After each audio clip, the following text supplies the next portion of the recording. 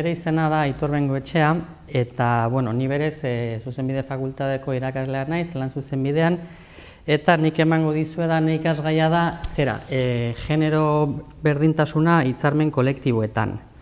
Orduan, zergatik egokitu zait niri gai hau, alde batetik, hitzarmen kolektiboei dagokienez lan zuzenbideko gaia delako, eta gero, generoak eta hitzarmen kolektiboak landuko ditut zuekin, orain dela urte batzuk talde lan batean aritu nintzelako gai honi buruz, eta gauza batzuk egin genituen, txosten batean bukatu zen gure lana, eta besteak beste txosten hori utziko dizuet plataformaan.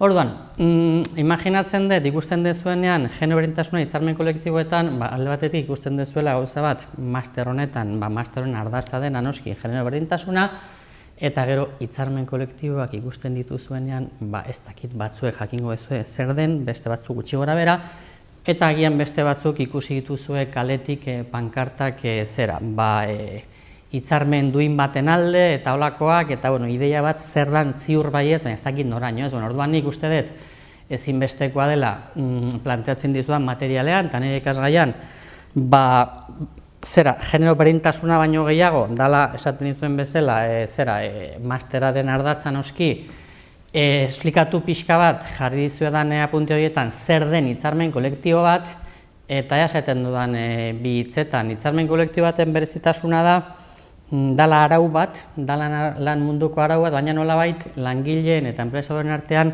asmatzen duten, egiten duten arau bat. Orduan, zergatik dauka garrantzi berezia genero berdintasunetik? Ze, lan munduan diskriminazioa egon badago, datu ez dute gezurrik esaten, baina berez legearen eta konstituzioaren arabera berdintasuna egon beharko litzateke. Orduan, nun dago arazoa legeek esaten dute berdintasuna egon behar dela, eta gero berdintasunik ez dago. Orduan da pixka bat nola aurrera egin legezko berdintasunetik benetako berdintasunera. Orduanik plantatzen dudan bezala, utzi dizkizudan apunti horietan, hitzarmen kolektiboa izan daiteke. Izan daiteke tresna eraginkorra. Zergatik izan daiteke? Alde batetik arau bat delako, beste arau batzuk ikusten dugu, ez dutela arrakasta handirik, baina batez ere, hitzarmen kolektiboa esaten nuen bezala sortzen dutelako langile eta enpresadoren artean, ez datorkie parlamentutik, gobernutik, botere publikotik, beraiek sortzen dute. Eta orduan esaten da, eta nik ustete bahala dela, potentzialkiari naiz beti ere, hitzarmen kolektiboek eduki dezaketela elementu bat pedagogikoa, psikologikoa, langileekiko eta enpresaburuekiko lege arrunt batek ez daukana.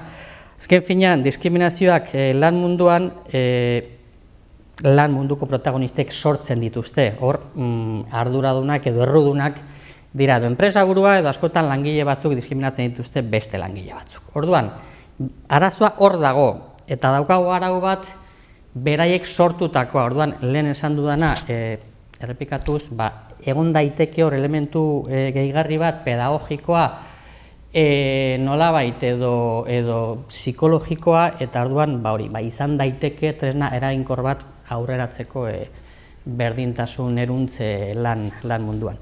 Pixka bat saiatu naiz esplikatzen zertaz doan, pixka bat zuek animatzeko, eta horrekin bukatu nahi dut animatuz, eta horregongo gera ziberespazioan, zuen galdera, zalantza eta ekarpenak jasotzeko prest, eta animo.